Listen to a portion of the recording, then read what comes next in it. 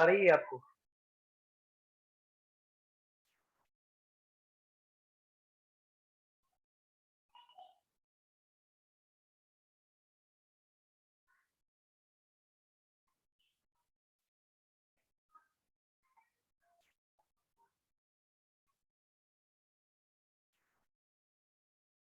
अस्सलाम वालेकुम, आवाज आ रही है आपको?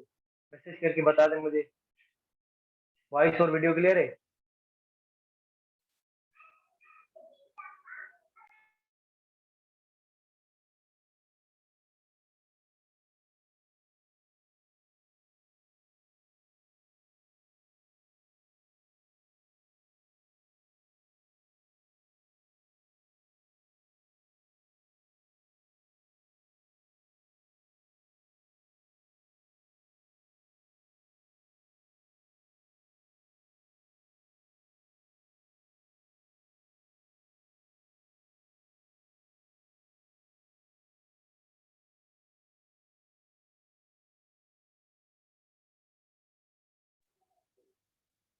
अच्छा, आवाज ठीक है ना?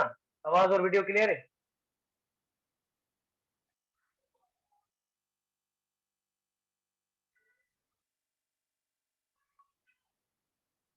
Okay okay. अब देखें, हमने पढ़ा था, वॉइस क्लियर है मेरी? वॉइस ब्रेक तो नहीं हो रही? जब वॉइस ब्रेक हो तो मुझे मैसेज करके बता देना, ठीक है? क्योंकि ये सेटअप थोड़ा चेंज हुआ है, तो इसको 1-2 दिन लगेंगे इसको एडजस्ट होने में। इसको 1-2 दिन लगेंगे सेट होने में, फिर ये ठीक हो जाएगा। इतना कोई मसले वाली बात नहीं है, ठीक है? परेशान ना हो, आपका कोर्स अच्छी से कंप्लीट हो जाएगा और टाइम पर होगा। जैसे तरह जैसे मैंने कहा था कि ये 2 मंथ का कोर्स है, क्रैश कोर्स, तो ये विद इन 2 मंथ्स ही खत्म होगा इंशाल्लाह। कोई परेशानी वाली बात या मसले वाली बात नहीं है, ठीक है? तो हमने पढ़ा था कि रेडियो एक्टिविटी होती है। रेडियो एक्टिविटी में क्या होता है, अल्फा, बीटा और गामा की जो है वो इमिशन होती है। अल्फा, बीटा और गामा, ये पार्टिकल्स क्या करते हैं, रिलीज होते हैं किसी न्यूक्लियस में से, ठीक है? किसी एक न्यूक्लियस में से ये पार्टिकल रिलीज होते हैं, ठीक है? एक सेकंड रुकें, ये बच्चे शोर कर रहे हैं।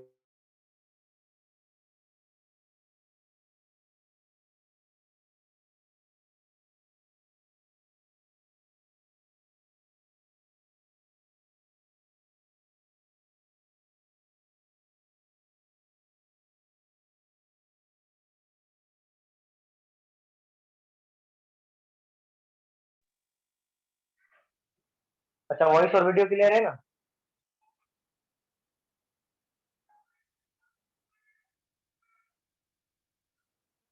ओके। तो डिजाइन डिक्रीशन होती है, तो उसका हम एक लॉ पढ़ते हैं, ठीक है? जिसको हम बोलते हैं law of radio active decay. Law of radio active decay, यानी कि जो डिके का प्रोसेस हो रहा है या डिसइंटीग्रेशन का प्रोसेस हो रहा है, वो किस तरह से हो रहा है, ठीक है? तो उसको हमने एक लॉ में जस्टिफाई किया। अच्छा, जब अल्फा पार्टिकल की इमिशन होती है तो उसे हम बोलते हैं अल्फा डिके।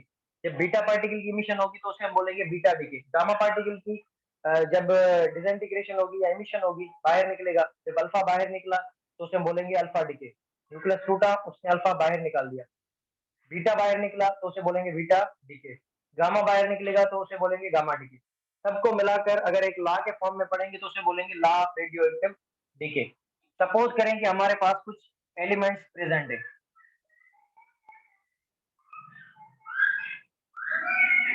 ठीक है? ये सारे क्या हैं, ये radio active radio active element, radio active element.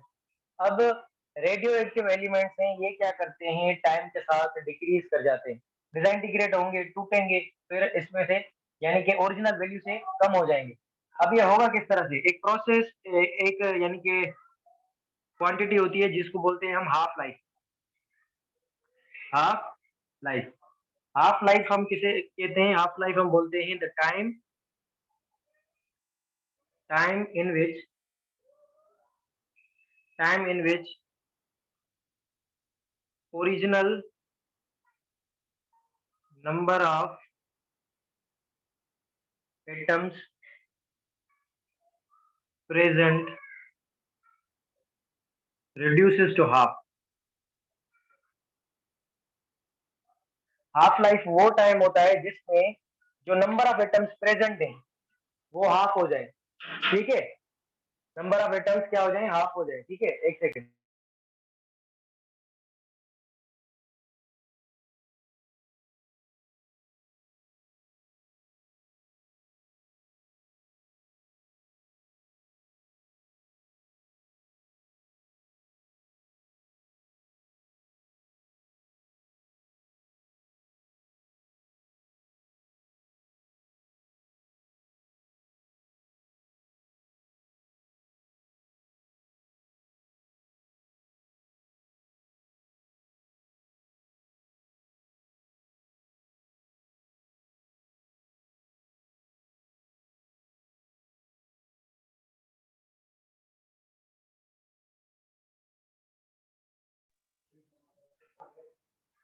Half life क्या होती है, द टाइम इन विच जो original number of atoms present reduces to half.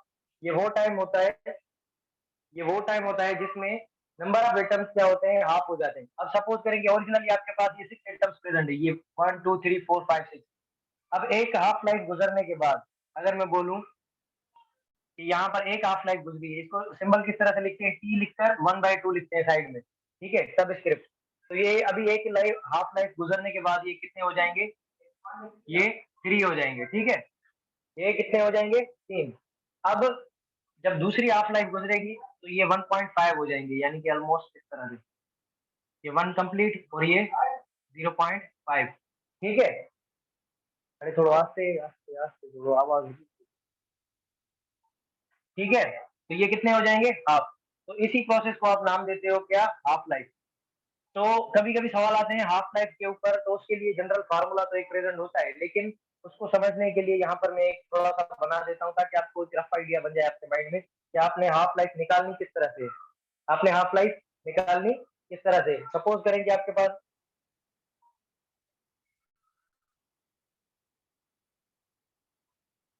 64,000 atoms present है।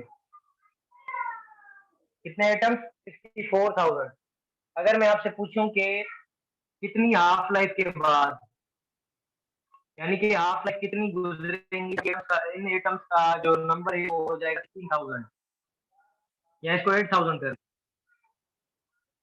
8,000। तो आपने किस तरह से करना है, हाफ लाइफ, एक हाफ लाइफ गुजरने के बाद ये नंबर क्या हो जाएगा, हाफ। तो यहाँ पर लिखोगे टी 1 हाफ लाइफ 1, एक गुजरने के बाद 64 का हाफ होगा कितना, 64 का कितना होगा 32,000।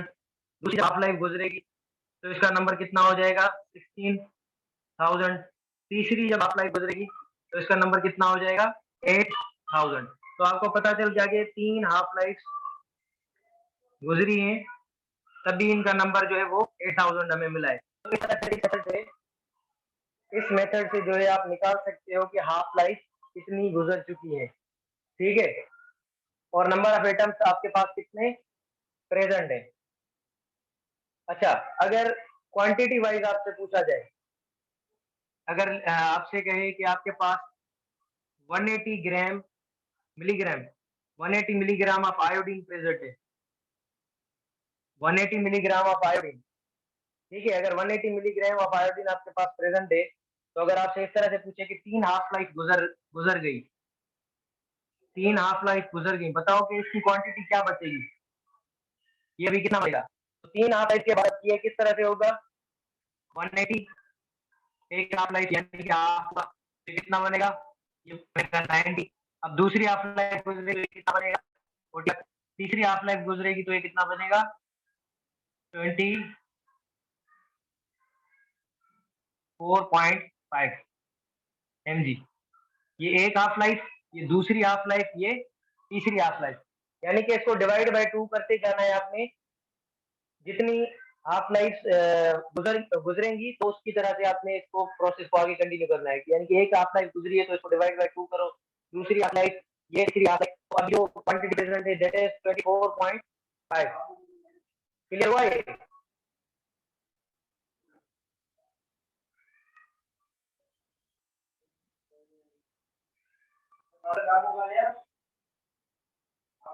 हम्म, तो फिर नथी समझे मेरी गल।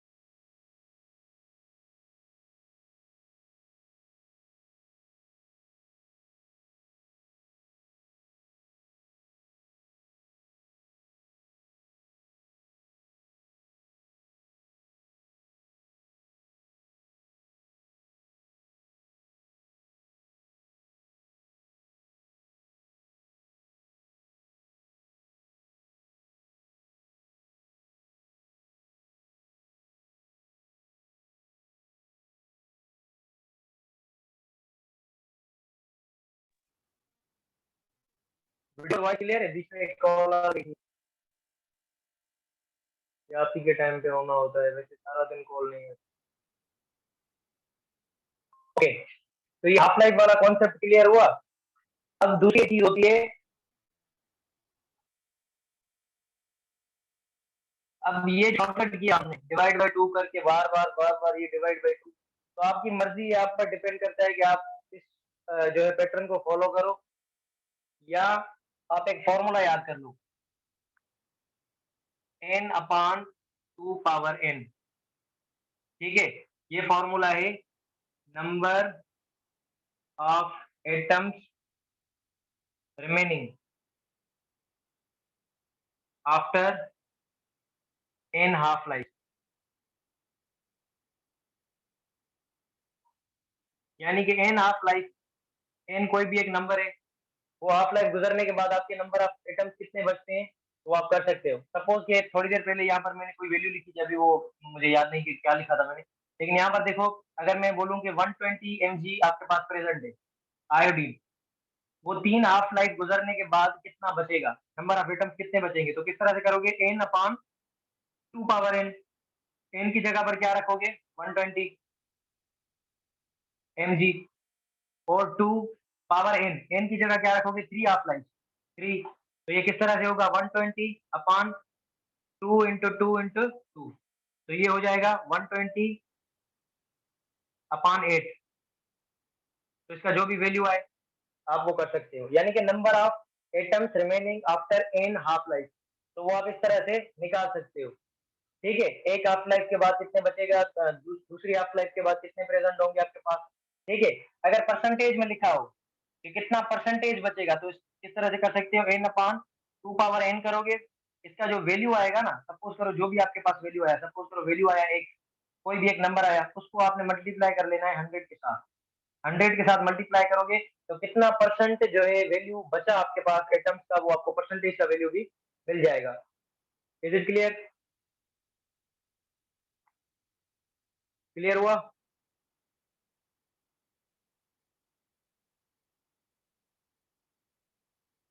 क्लियर हुआ, वॉइस और वीडियो दोनों क्लियर है?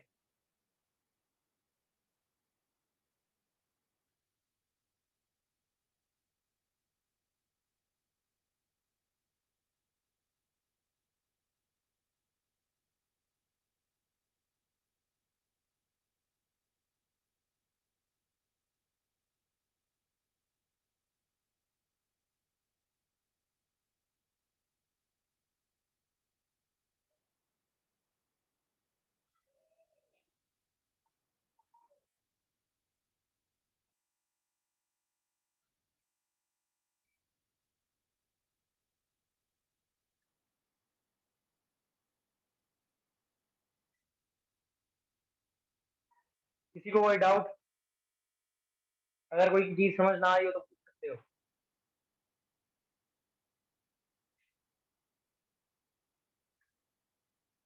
अभी तक ये लॉ नहीं पढ़ा हमने, उससे रिलेटेड चीजें बता रहा हूँ, फिर आगे चल के वो कंफ्यूज करके समझ नहीं आता, इसी वजह से। अब यही जो फॉर्मूला हमने लिखा, नंबर ऑफ एटम्स रिमेनिंग, यानी कि कितने एटम्स बचेंगे 10 हाफ लाइफ के बाद, तो वो आपने किस तरह से निकालना है। जनरल फार्मूला क्या है, जनरल फार्मूला है n अपान 2 पावर n। अगर मैं बोलूं कि एक हाफ लाइफ गुजरी है तो कितना बनेगा, एक half life 2 power n, 2 power 1 रखोगे तो ये बचेगा n/2 पहली हाफ लाइफ के लिए। यहाँ पर मैं लिख लेता हूँ first half life. Second half life के लिए क्या बनेगा, n अपान 4। थर्ड हाफ लाइफ के लिए क्या बनेगा, n अपान 8।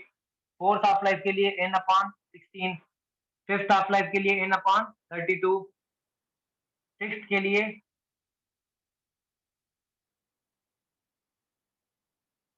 64। ये इस तरह से आपने करते जाना है। अब ये किस तरह से होगा, फॉर्मूले से निकाल सकते हो, 2 पावर, यहाँ n की जगह 1 रखो तो 2 आएगा, 2 रखोगे तो 4 आएगा, 3 रखोगे तो 8 आएगा, 4 रखोगे तो ये आएगा 16, 5 रखोगे तो ये 32, और इस तरह से आगे आता जाएगा। ठीक है, क्लियर हुआ ये? इसको ज्यादा मत बढ़ाओ, फिलहाल यहीं तक रखो सपोज। अच्छा, अब अगर मैं पूछूं कि आपके पास एटम्स कितने प्रेजेंट है, इसको n को अगर 2 से डिवाइड करोगे तो ये क्या बनेगा? 0.5 n, 0.5। अच्छा, अगर परसेंटेज में पूछूं, परसेंटेज भी निकाल सकते हो।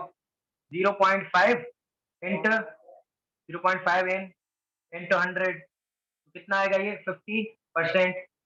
50% आपको, आपके जो एटम्स हैं वो अभी भी बच रहे हैं, बाकी है, यहाँ से निकालोगे तो ये कितना बनेगा? 1/4 इंटू n।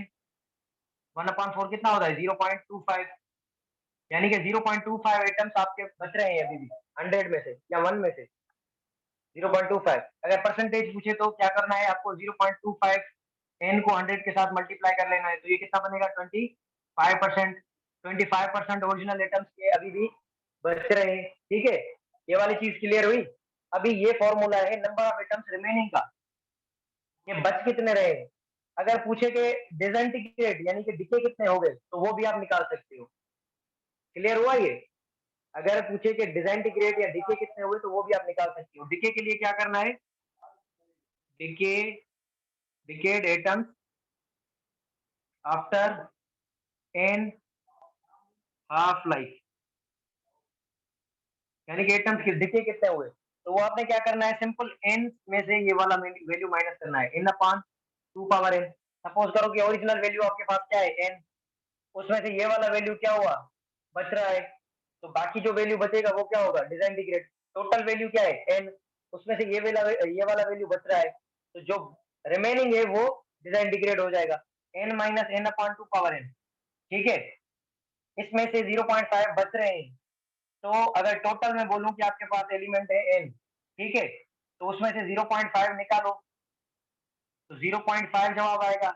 ये क्या होंगे? डिकेड। यहाँ से यहाँ देखो, n अपॉन 4 वाला, ये ज्यादा समझ आएगा। n अपॉन 4 फॉर्मूला क्या लिखा मैंने? n minus n upon 2 power n। ये आफ्टर 2 हाफ लाइफ से, 2 हाफ लाइफ के बाद, तो ये कितना वैल्यू आएगा? इसको अगर मैं इस तरह से लिखूं, n minus n upon 2 power 4, sorry 2 power 2, तो ये ओवरऑल वैल्यू बनेगा n अपॉन 4। अब n में से n अपॉन 4 को माइनस करो, इसकी एलसीएम लोगे, 4, ये आएगा 4n माइनस 4 इंटू 4, ये n, 3/4n, और 3/4 का वैल्यू क्या होता है? 0.75 n। अब यहाँ पर एक चीज देखो, यहाँ पर 0.25 बच रहे हैं, तो डिसइंटीग्रेट कितने हुए? 0.75। टोटल कितने हैं? n, n में से 0.25 क्या हो गए? रिमेनिंग, और बाकी जो 0.75 हो गए वो क्या होंगे? डिसइंटीग्रेट या डिके हो जाएंगे। तो ये चीज का आपने ध्यान रखना है कि रिमेनिंग कितने हैं और डिकेड एटम्स आपके पास कितने हैं, कि कितने एटम्स जो है डिके हो रहे हैं और कितने एटम्स जो है आपके पास रिमेनिंग है। अच्छा, इसकी अगर परसेंटेज पूछे तो यही करना है जो आपने वैल्यू इसमें से निकाला फॉर्मूला में से, इस फॉर्मूला का जो वैल्यू आए उसको सिंपली आपने मल्टीप्लाई बाय 100 कर लेना है, और उसका जो जवाब है आपको परसेंटेज के फॉर्म में मिल जाएगा। सपोज 0.75 है ना, इसको आपने मल्टीप्लाई कर देना है 100, तो ये 75% एन जो है वो डिके हो जाएंगे। इस तरह से वैल्यू आप निकाल सकते हो। क्लियर हुआ? भाई क्लियर है? वॉइस और वीडियो क्लियर है? और ये क्लियर हो गया? सिंपल है ना, ऐसा कोई मुश्किल वाली बात नहीं है इसमें। ठीक है,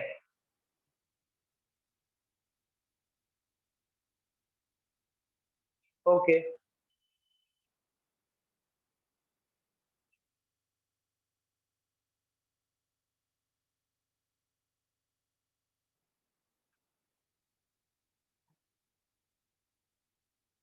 अच्छा, एक चीज और देखें, अगर मैं बोलूं आपके पास 50,000 या 5,000 एटम्स प्रेजेंट है, ठीक है, और मैं आपसे पूछूं कि कितनी हाफ लाइफ के बाद, यानी कि टी हाफ लाइफ कितनी होंगी जब ये एटम्स जीरो हो जाएंगे, तो आप क्या करोगे? 5,000, ये कितना हो जाएगा? हाफ होगा तो 25,000, फिर ये हाफ होगा तो ये क्या बन जाएगा? जीरो। इस तरह से होगा। 5,000, 5,000 में से 2,500 फिर जीरो। Is it possible?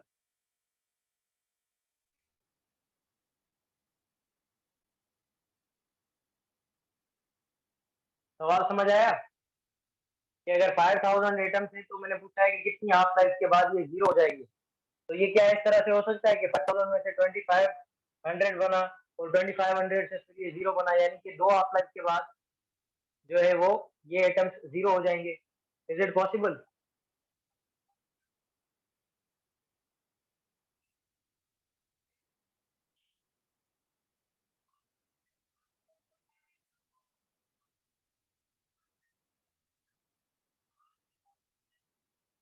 आवाज आ रही है? समझ आ रहा है ये वाला क्या पूछ रहा हूँ?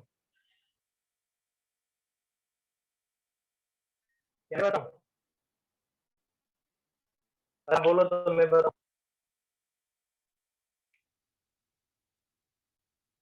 देखें ये किस तरह से होगा कि ये इस तरीके से नहीं होगा।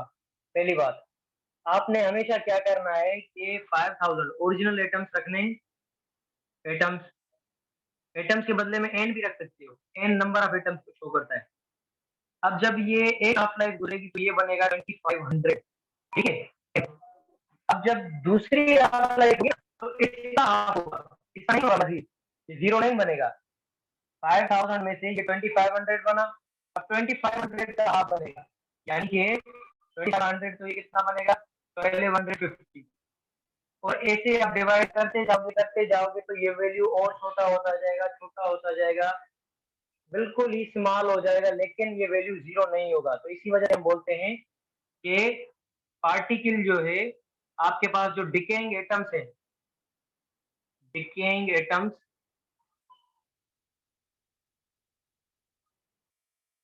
Atoms never become zero, zero नहीं होंगे, यानी कि पूरे पूरे टर्म नहीं होंगे, ठीक है। अगर आपके पास 5000 एटम ना, तो कितनी भी आप गुजरेगी 5000 कम होता जाएगा, जीरो नहीं होगा कभी। जीरो, हाँ, सेकंड हाफ लाइफ में क्या होगा, 2500 का हाफ करोगे, बिल्कुल इस तरह से। अच्छा, दूसरी स्टेटमेंट को चेंज करके बोल सकता हूँ कि decaying atoms decaying will become zero after infinite half, यानी कि हाफ लाइफ अगर इनफाइनाइट हो गई तो फिर ये वैल्यू पॉसिबल है, यानी कि T half life is equals to infinity. अगर इंफिनिटी वाला केस होता है तो फिर जीरो होगा, यानी कि टाइम के साथ वैल्यू डिक्रीज रहेगा, लेकिन जीरो कभी भी नहीं होगा। या हम बोल सकते हैं कि डिकेइंग का वैल्यू अगर जीरो है तो it means infinite half life गुजर चुकी है। ये वाला जो सेकंड स्टेटमेंट है that is more mathematical. First statement जो है कॉन्सेप्चुअली जो मैंने जो है आपको बताई है, ठीक है।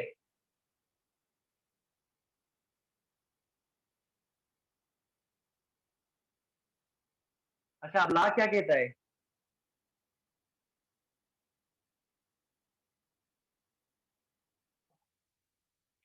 ये वाला जो ला है, इसका पहले थोड़ा आप देखें। यहाँ पर मैंने रखी है हाफ और यहाँ पर मैंने रखी है एन, ठीक है। यहाँ पर मैंने क्या रखा है, एन नंबर ऑफ एटम्स दिखेंगे, तो डेल्टा एन कर सकते हो आप। अच्छा, शुरू में एटम्स कितने थे, एन, उसके बाद कितने हुए, n/2, और उसके बाद n/4, उसके बाद n/8, ठीक। टाइम कितना गुजर रहा है, ये पहली हाफ लाइफ, ये दूसरी, ये तीसरी और ये चौथी।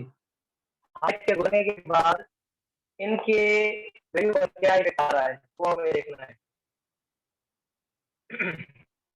सपोज करेंगे तो मैं इस तरह से ड्रॉ करता हूँ कॉन्सेप्चुअल, उसे मैं ड्रॉ करता हूँ, पहले इसको मैं ग्राफ को देखूँ। यहाँ पर देखो, एन की वैल्यू एन की वैल्यू यहाँ से स्टार्ट करो। जब हाफ पहली है तो वैल्यू फिलहाल क्या है, बस यहाँ से कंपेयर करते हैं। n/2 को देखो, n/2 पहली हाफ लाइफ के बाद इसका वैल्यू क्या आ रहा है, n/2। दूसरी हाफ लाइफ जब कर रही है तो उसके बाद है n का वैल्यू क्या आ रहा है n/4। जब तीसरी हाफ लाइफ गुजर रही है ये वाली, तो इसका वैल्यू क्या आ रहा है n/8। तो अगर इन जो डॉट्स ये बन रहे हैं x में और y में, अगर इसको आप ज्वाइन करो, यानी कि ये वाली पॉइंट यहाँ पर है, ये वाली पॉइंट यहाँ पर और ये वाली पॉइंट, तो ये एक कर्व बन रहा है। क्या कर रहा है, अगर इसको ऊपर लेके आए तो इस तरह से होगा, ये नीचे इस तरह से। तो इसको हम बोलते हैं एक्सपोनेंशियल कर्व, एक्सपोनेंशियल कर्व। और इसका स्लोप क्या होता है, इसका स्लोप होता है नेगेटिव। अगर स्लोप नेगेटिव है इट मींस कि इसका स्लोप क्या है, डिक्रीजिंग। वो तो हमें पता चल रहा है कि टाइम के साथ क्या हो रहा है, एन की वैल्यू कम हो रही है। जैसे ही हाफ लाइफ गुजर रही है तो क्या हो रहा है, हाफ लाइफ के गुजरने के बाद नंबर ऑफ एटम्स जो आपके पास पहले थे वो कम हो रहे हैं, यानी कि N is decreasing with time. Time के हिसाब से एन की वैल्यू कम होती जा रही है। क्लियर हो रहा है, समझ आ रहा है? इस ग्राफ को नाम देते हो आप एक्सपोनेंशियल कर्व, क्योंकि जो आपके पास नंबर ऑफ एटम्स प्रेजेंट है उसका फॉर्मूले, उसके फॉर्मूले में क्या था, 2 पावर n। और जब कोई चीज पावर के साथ अटैच होती है तो पावर पावर हम बोलते हैं भी बोलते हैं। तो ये वैल्यू जो आ रहा है, रिजल्ट आ रहा है, वो एक्सपोनेंशियल की तरह है। तो इसी वजह से इसको हम नाम देते हैं एक्सपोनेंशियल कर्व। ठीक है, एन डिक्रीज कर रहा है टाइम के साथ, यानी कि नंबर ऑफ एटम्स जो आपके पास है वो टाइम के साथ क्या कर रहे हैं, डिक्रीज करते जा रहे हैं। अच्छा, अब इसको एक मैं कॉन्सेप्चुअल समझाने के लिए इसको मैं बनाता हूँ। यहाँ पर सपोज करो कि यहाँ पर एक डब्बा है, ठीक है, ये बॉक्स, ठीक है, इसमें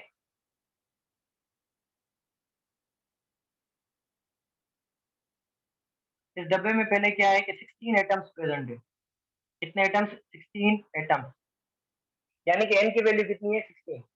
अब पहली हाफ लाइफ गुजरी, पहली हाफ लाइफ गुजरी तो अब क्या होगा, 16 का हाफ हो जाएगा, यानी कि यहाँ पर कितने आएंगे, ये आएंगे हमारे 8, 8 एटम्स। अब जब दूसरी हाफ लाइफ गुजरी, यहाँ पर हाफ लाइफ कितनी गुजरी है, एक हाफ लाइफ यहाँ पर, दूसरी हाफ लाइफ यहाँ पर। अब क्या होगा, इस 8 का हाफ हो जाएगा, तो ये क्या होगा, ये होगा 4। अब जब तीसरी हाफ लाइफ गुजरेगी, यहाँ पर मैं नीचे ड्रॉ कर रहा हूँ, तो ये 4 का हाफ होगा, ये बचेंगे एटम्स 2। अब जब फोर्थ हाफ लाइफ गुजरेगी तो ये किस तरह से बनेगा, यहाँ पर ये बनेगा 1। अब इस 1 के मजीद पार्टीशन हो गए, यानी कि 16, 16 में से 8 हुआ, 8 में से 4 हुआ, 4 में से 2 हुआ, 2 में से 1, और मजीद ये डिक्रीज करते जाएंगे। इस 1 के भी पार्ट्स बनेंगे, पार्ट्स पार्ट्स पार्ट्स। तो जब ये कंप्लीट, अगर मैं बोलूं कि कितने टाइम के बाद ये वाला एटम जो है खत्म हो जाएगा 100%, यानी कि यहाँ पर इसी जगह पर जीरो आ जाए, तो आपने बोलना है कि हाफ लाइफ हो जाएगी infinity. Infinity infinity half life चाहिए इसको टूटने के लिए। अगर मैं इसको दूसरी स्टेटमेंट में बोलूं कि कोई एटम जो प्रेजेंट है वो 100% डिके नहीं करेगा। ठीक है, ये वाली बात समझ आई, ये वाला क्लियर हुआ? कॉन्सेप्ट की चीजें बताऊंगा कि आपको ये ला माइंड में बैठे, उसके बाद में ला बताऊंगा, आप बोलोगे ये तो हमें पता था पहले। तो ला के जो पॉस्टुलेट्स हैं या सिंपल जो चीजें कॉन्सेप्ट वो मैं पहले अलग से क्लियर कर रहा हूँ।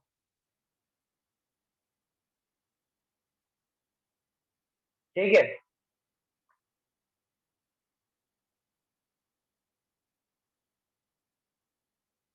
ओके। वॉइस वगैरह का तो कोई इशू नहीं है ना? वॉइस का अगर इशू है तो मुझे बताएं।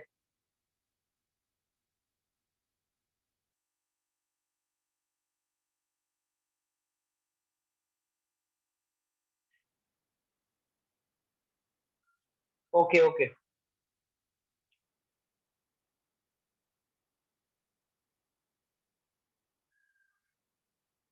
अच्छा, यहाँ पर आप देखें,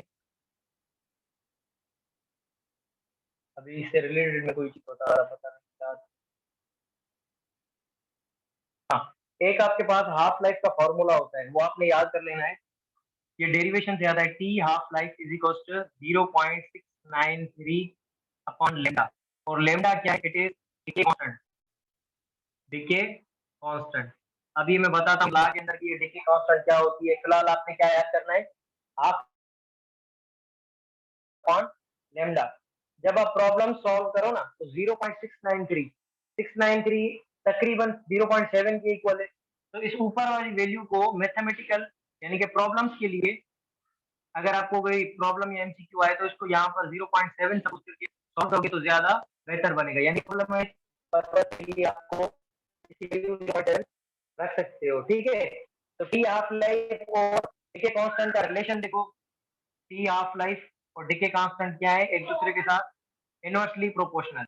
अगर मैं बोलूं, अगर यहाँ से इसको देखें, अगर किसी एटम की डीके कांस्टेंट ज्यादा है, एक वर्डिंग समझो, अगर किसी एटम की डीके कांस्टेंट ज्यादा है तो इसका मतलब ये है कि एटम जल्दी टूट जाएगा।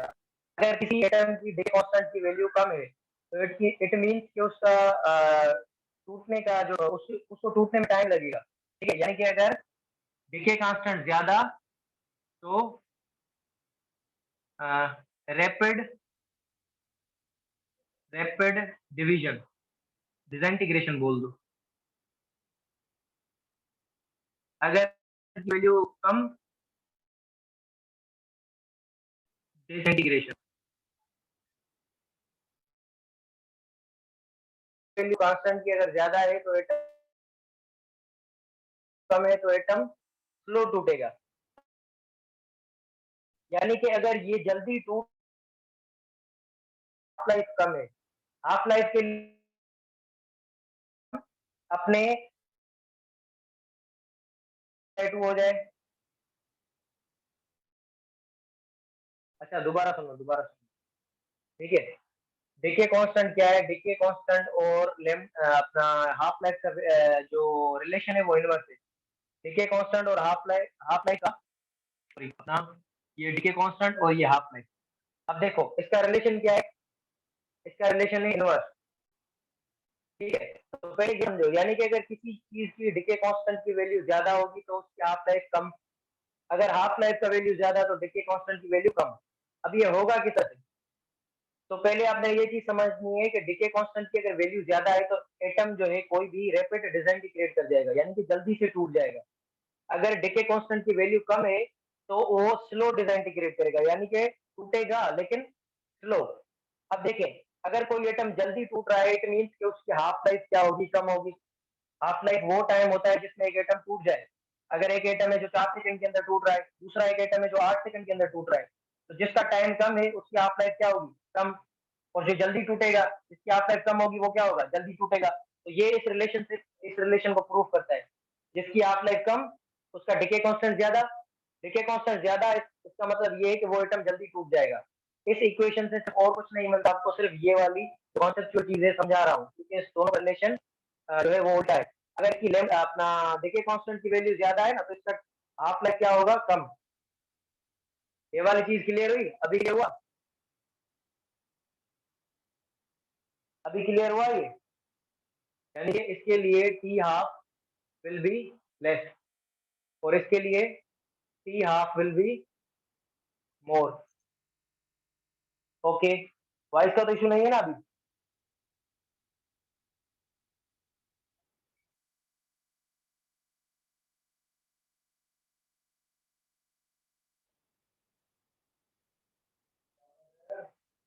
सबर कर, बस 5 मिनट बचेंगे। वॉइस का इशू है क्या अभी?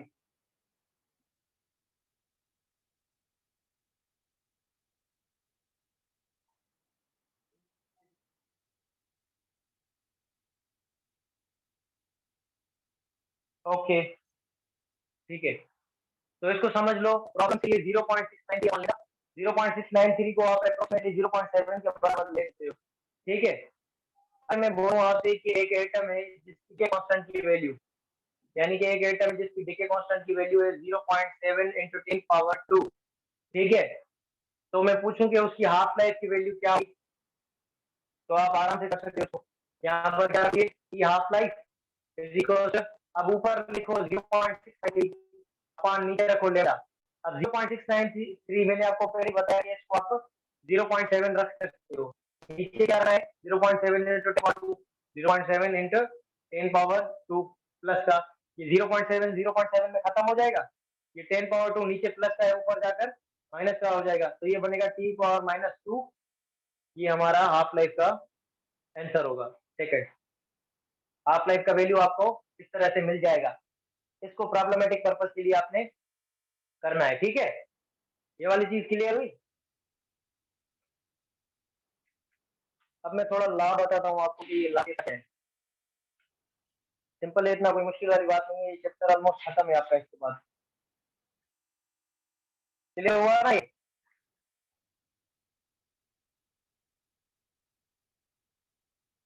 मैसेज करके बता दें मुझे थोड़ा।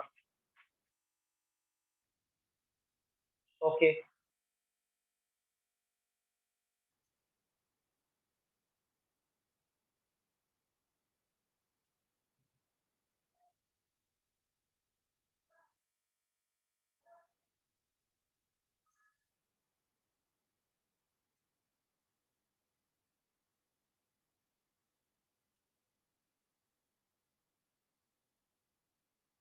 अब ये ग्राफ जो है वो मैंने एक्सप्लेन कर दिया है आपको, ग्राफ को फिर देख लेना होगा ताकि ये मजीद क्लियर हो, ठीक है। अब ये ला सिंपल है, कोई मुश्किल नहीं है।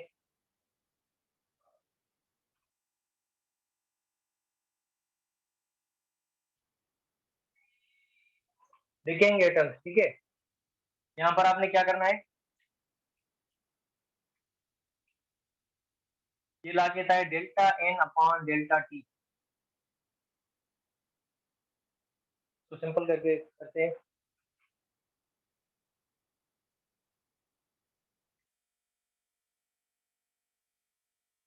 इसको नाम दोगे आप decaying atoms.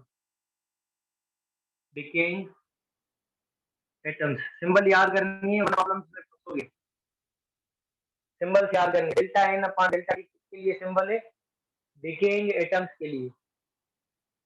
Decaying atoms proportional to N.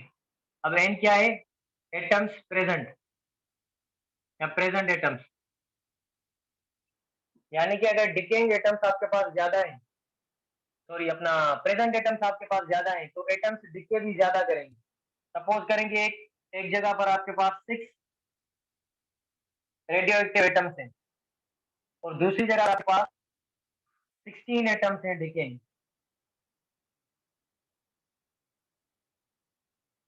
16।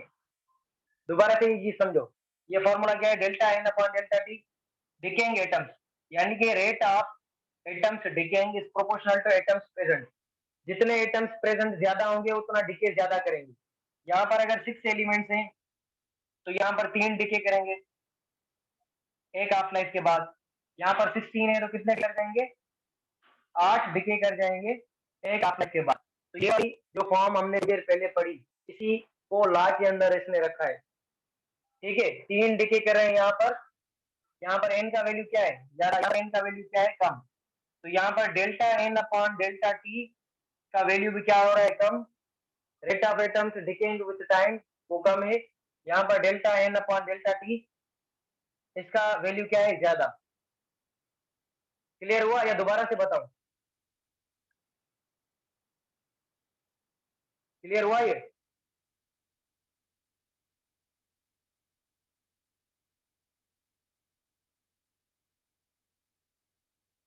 Okay. अब दोबारा से समझो। हाँ हाँ मैं समझ गया, ठीक है। अब दोबारा से समझो, एक मरतबा सुनो। Delta N upon delta T क्या है? डिकेइंग एटम्स, यानी कि जो एटम्स डिके कर रहे हैं टाइम के साथ, ठीक है। अब वो प्रोपोर्शनल है प्रेजेंट एटम्स के साथ। अच्छा, प्रेजेंट एटम्स को एन लिख सकते हो, एन नॉट लिख सकते हो। एन नॉट मतलब जो एटम्स प्रेजेंट है। अगर आपके पास एटम्स प्रेजेंट, यानी कि जितने रेडियो एक्टिव एटम्स ज्यादा होंगे उतनी डिसइंटीग्रेशन ज्यादा होगी, यानी कि उतने ज्यादा एटम्स टूटेंगे। एग्जांपल के लिए मैंने यहाँ पर क्या लिखा है? यहाँ पर 6 एटम्स क्या है? Radio active. एक हाफ लाइफ के बाद यहाँ पर कितने डिके हो जाएंगे? 3। यहाँ पर 16 है तो एक हाफ लाइफ के बाद कितने डिके हो जाएंगे? 8। यहाँ पर डिके कितने हो रहे हैं? कम। यहाँ पर क्या हो रहे हैं? ज्यादा। तो अगर एटम्स ज्यादा है तो डिके भी ज्यादा हो रहे हैं, एटम्स कम है तो डिके भी कम हो रहे हैं। अच्छा, दूसरा क्या होता है? Delta N upon delta T proportional to delta T, यानी कि जितना टाइम ज्यादा लगेगा उतना डिसइंटीग्रेशन ज्यादा होगी। वो तो आप देख ही रहे हो, एक हाफ लाइफ के बाद 8 डिके कर रहे, फिर ऐसा ऐसा जैसे जैसे मजीद टाइम गुजरता जाएगा और मजीद जो है एटम्स डिके करते जाएंगे, यानी कि delta N upon delta T proportional to N naught, और दूसरा delta N upon delta T is proportional to delta T time के साथ। ठीक है, क्लियर हुआ ये?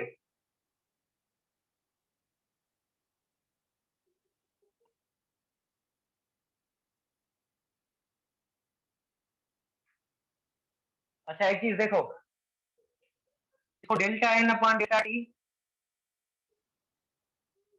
इसको आप बोल सकते हो, अच्छा इसको हम कहते हैं एक्टिविटी, इसको हम नाम देते हैं एक्टिविटी का। एक्टिविटी की डेफिनेशन क्या होती है? डिसइंटीग्रेशन पर सेकंड, यानी कि पर टाइम भी बोल सकते हो, with time, disintegration with time, time के हिसाब से जो डिसइंटीग्रेशन हो रही होती है उसे हम नाम देते हैं एक्टिविटी का। और जो थोड़ी देर पहले हमने ग्राफ बनाया था, यहाँ पर मैंने रखा था एन, यहाँ पर मैंने रखा था टी, हाफ लाइफ। अगर इसका आप स्लोप निकालोगे तो स्लोप मैंने आपको बताया था कि किस तरह से निकाला जाता है, इस साइड को इसके साथ डिवाइड कर लो तो ये बनेगा एन अपॉन टी, ये डेल्टा एन। तो यहाँ पर देखो इसका slope delta N upon T दे रहा है, डेल्टा एन अपॉन टी की एक्टिविटी को दिखा रहा है। तो यहाँ से आप बता सकते हो कि इस वाले ग्राफ में से आपको जो क्वांटिटी मिलती है दैट इज एक्टिविटी, इस वाले ग्राफ में से आपको जो क्वांटिटी मिलेगी दैट इज एक्टिविटी। और एक्टिविटी क्या कर रही है? टाइम के साथ डिक्रीज कर रही है, क्योंकि स्लोप डिक्रीज कर रहा है टाइम के साथ। ये वाली चीज क्लियर हुई? स्लोप टाइम के साथ डिक्रीज कर रहा है तो एक्टिविटी भी टाइम के साथ क्या कर रही है?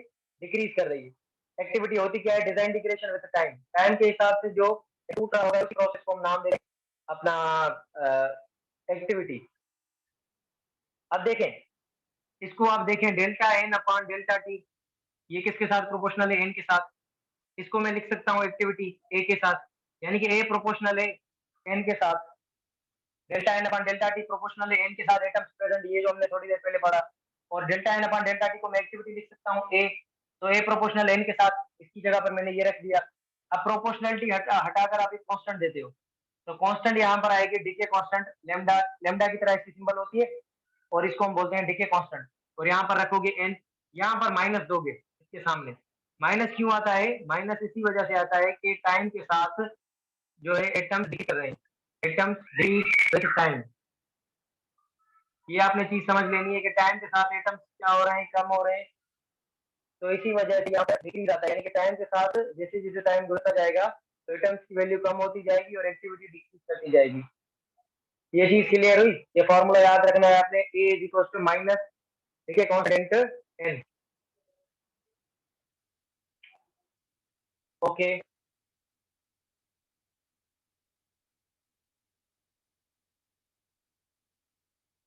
ओके ओके,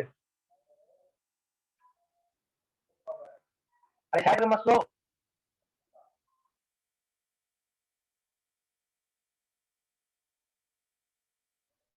यूनिट्स देखो,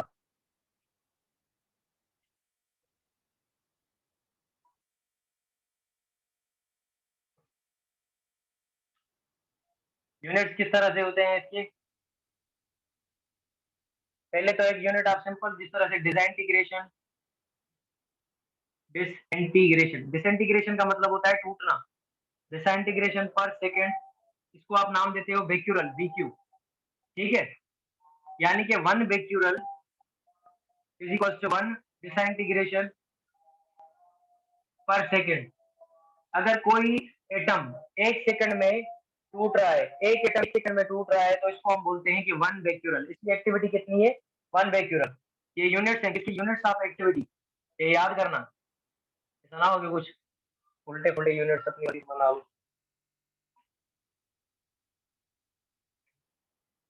ठीक है। दूसरा ऐसा unit of curie, C U R I, curie. Curie किसके इक्वल होता है? 3.7 into 10 power 10 becquerel, CQ। 1 curie is equals to 3.7 into 10 power 10 becquerel। यानी कि 3.7 into 10 power 10 एटम्स अगर टूट रहे हैं एक सेकंड में, यानी इतने एटम्स टूटेंगे एक सेकंड में, तो ये 1 क्यूरी के इक्वल कहलाएगा। और दूसरा तीसरा ऐसा यूनिट है रदरफोर्ड का, वन रदरफोर्ड। वन रदरफोर्ड किसके इक्वल होता है? 10 power 6 becquerel, 10 power 6 becquerel। One becquerel, one disintegration per second, one curie 3.7 into 10 power 10 becquerel, ठीक है। One Rutherford 10 power 6 becquerel। होते हैं एटीपी के, जो आपने याद कर लेने, ठीक है। और आपने एक चीज और याद कर लेनी है कि वो 0.3 अपान डीके कांस्टेंट होता है।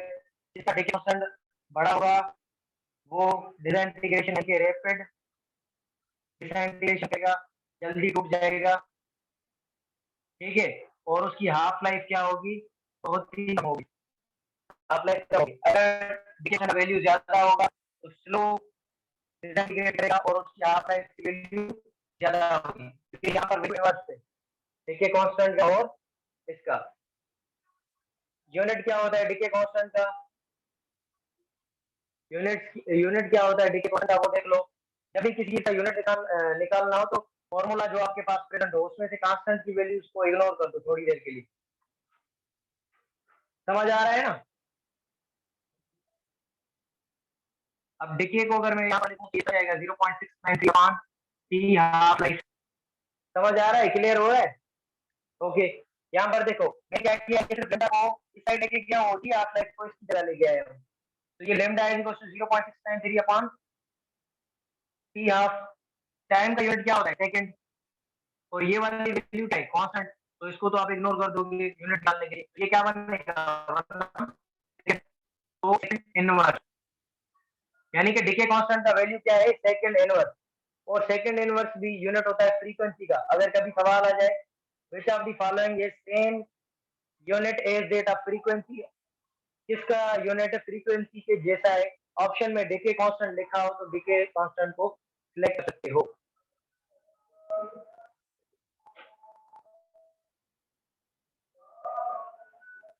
क्लियर हुआ।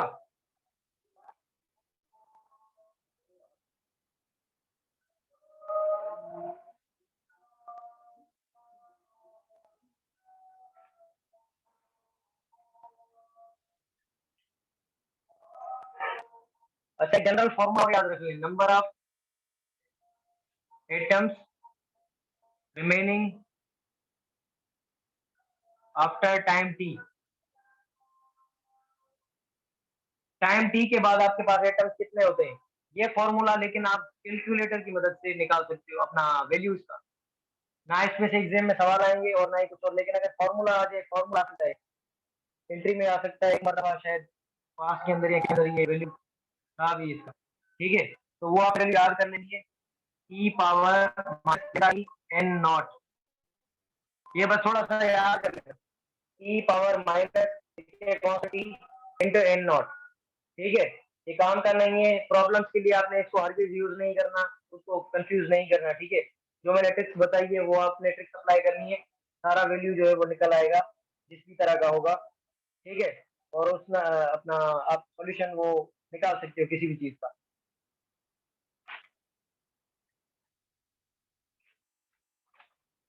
क्लियर हुआ ये। बस एक छोटी सी लास्ट टॉपिक है सर, ये लेफ्ट साइड पर बिल्कुल नहीं। हाँ, ये समझाओ। अच्छा, डीके कांस्टेंट ज्यादा होती, अगर ज्यादा होगी तो इसका मतलब ये है कि एटम जल्दी टूटेगा। अगर एटम जल्दी टूट रहा है तो इसका मतलब ये है कि उसकी हाफ लाइफ क्या है, कम है। हाफ लाइफ क्या होता है, वो टाइम जो टूटने के लिए चाहिए। तो अगर वो हाफ लाइफ ज्यादा है तो वो देर से टूटेगा, अगर हाफ लाइफ कम है तो जल्दी टूट जाएगा। तो इसका मतलब है हाफ लाइफ और डीके कांस्टेंट का वैल्यू क्या है, अपना इनवर्स। अगर हाफ लाइफ ज्यादा तो डीके कांस्टेंट की वैल्यू कम, अगर डीके कांस्टेंट की वैल्यू ज्यादा तो हाफ लाइफ क्या होगा। एक छोटी सी टॉपिक है बस लास्ट में, बायोलॉजिकल इफेक्ट। वो आपने बुक से भी पढ़नी है खुद से, जो चीजें मुझसे मिस हो जाए वो आपने खुद में करनी है। बाकी जो काम की चीजें हैं वो मैं आपको बता रहा हूँ थोड़ी देर में। क्लियर हो रहा है, क्लियर हो गया। क्लियर। पता नहीं लास्ट टॉपिक आप बुधाया वठा दोस्तों।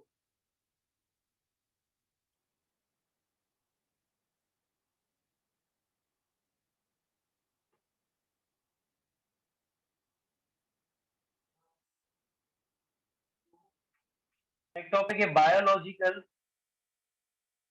Effects of radiation. Effects of, यानी कि रेडिएशन क्या करती है, किस तरह से हमारी लाइफ को डिस्टर्ब करती है। Bio means life.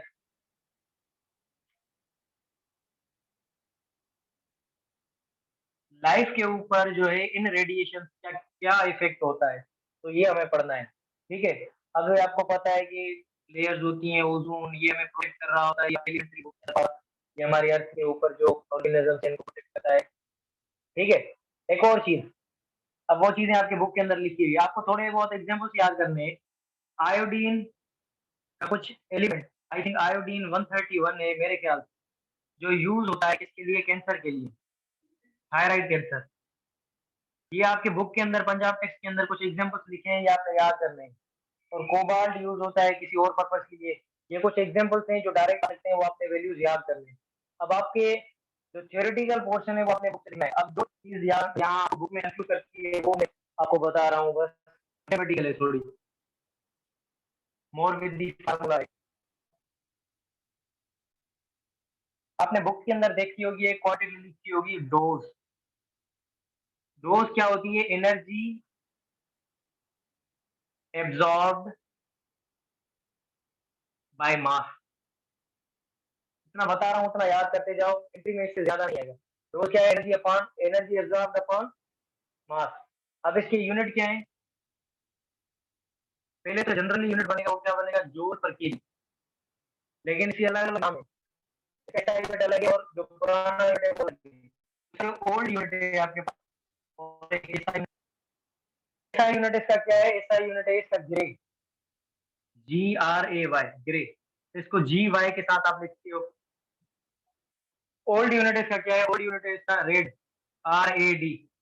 ये क्या है, radiation absorbed dose, radiation absorbed dose, ठीक है। ये क्या है, रेड। इसका यूनिट यानी कि red, radiation absorbed dose, grey. अच्छा, 1 ग्रे 1 GY, ग्रे को कर सकते हो GY के साथ, मैंने आपको बताया ये 100 रेड के बराबर होता है, 100 रेडिएशन एब्जॉर्ब। अगर एक क्वांटिटी है जो 100 रेडिएशन एब्जॉर्ब कर रही है, तो मैं बोलूंगा कि उसकी डोज कितनी है, 1 ग्रे। अगर एक बॉडी है जो 100 रेडिएशन एब्जॉर्ब कर रही है, तो मैं बोलूंगा कि उसकी डोज कितनी है, 1 डोज, अपना 1 ग्रे, ठीक है। इसका इतना याद लो, डोज क्या है, एनर्जी। जनरली इसका क्या है, जोल पर केजी। अगर आपसे कोई पूछे कि ग्रे किसके इक्वल है, तो ये भी इक्वल है जोल पर केजी के, और वो भी इक्वल है जोल पर केजी के। ये अल्टीमेटली जोल पर केजी के इक्वल है, लेकिन वैल्यू कम ज्यादा होगी, ठीक है। दूसरा क्या होता है, दूसरा होता है इक्विवेलेंट डोज, इक्विवेलेंट डोज। चीज होती है वो होता है RBE, इंटर डोज। और निकालने के लिए क्या आप लिखते हो, डी इक्विवेलेंट, ठीक है। अब आर की क्या होती है, रिलेटिव, रिलेटिव बायोलॉजिकल इफेक्टिवनेस। ये हर किसी पार्टी के लिए अलग अलग होती है, यानी कि रे के लिए अलग होगी, हर रेडिएशन के लिए अपनी अपनी होती है, डोज भी होती है, ठीक है। यानी कि इक्विवेलेंट डोज, फिर अगर आर भी चेंज हो जाएगा, रिलेटिव बायोलॉजिकल इफेक्टिवनेस, तो इक्विवेलेंट डोज चेंज हो जाएगी। इसका इतना फॉर्मूला याद करो, इसका इतना फॉर्मूला याद करो, ऐसा यूनिट और यूनिट याद करो, उससे मिस नहीं होगा, ज्यादा नहीं आएगा। ज्यादा से ज्यादा ये वाला यूनिट देगा, इसको बोलेगा कि ग्रे के अंदर कन्वर्ट करो, इतना आएगा, इससे बढ़कर कुछ नहीं आएगा, ठीक है। ये भी जो बता रहा हूँ चीजें वो काफी ज्यादा है। इसका ऐसा यूनिट क्या है, इसका ऐसा यूनिट है साइवर्ट, SIVERT, SV के साथ इसको लिखते हैं। और इसका ओल्ड यूनिट क्या है, इसका ओल्ड यूनिट है रेम, REM। REM क्या होता है, रोइंटिजन, रोइंटिजन साइंटिस्ट है जिसने एक्सरे डिस्कवर किया था, रोइंटिजन इक्विवेलेंट मास, रोइंटिजन इक्विवेलेंट मास। यहाँ पर भी सेम ही होगा, 1 साइवर्ट SV किसके इक्वल होगा, 100 रेम के। इस पर प्रॉब्लम आए तो आप कर सकते हो, सिंपल एडिशन, अपना मल्टीप्लीकेशन और डिवीजन करनी है, और कुछ नहीं करना, इतना मुश्किल नहीं है, सिंपल है बिल्कुल, वो आप आराम से कर सकते हो। बायोलॉजी के अंदर इसका बुक रीडिंग मस्ट है, मैं यहाँ पर इसको स्टार लगा रहा हूँ कि ये रीडिंग आपने मस्त करनी है, लाजमी इसकी रीडिंग करनी है, और इसको पढ़ना है बुक में से, अदरवाइज ये टॉपिक क्लियर नहीं होंगे, ठीक है। ये आपका चैप्टर हो गया यहाँ पर कंप्लीट। मैंने कुछ चीजें लिखी थी जो एक्स्ट्रा चीजें अगर किस तरह से आ सकती है डिफरेंट डिफरेंट बुक्स में से, कुछ यहाँ से, ठीक है? तो रिकॉर्डिंग में भेज दूँगा, आई होप कि रिकॉर्डिंग आज सही आई होगी, क्लियर हो जाएगा। किसी को कोई कन्फ्यूजन? आज लेक्चर सही था ना? वॉइस वगैरह में कोई इश्यू तो नहीं था? वो बाद में मैं मॉनिटर भी करूँगा, पिछला लेक्चर तो बिल्कुल खराब रिकॉर्ड हुआ है, यानी कि सही रिकॉर्ड नहीं हुआ। अब देखते हैं कि इसके किस तरह, ये यहाँ पर मैं आया हूँ, ये कुछ दिन लगेंगे इसको सेटअप वगैरह करने में, तो ये हो जाएगा, इतना कोई परेशानी वाली बात नहीं, ठीक है? क्लियर हुआ?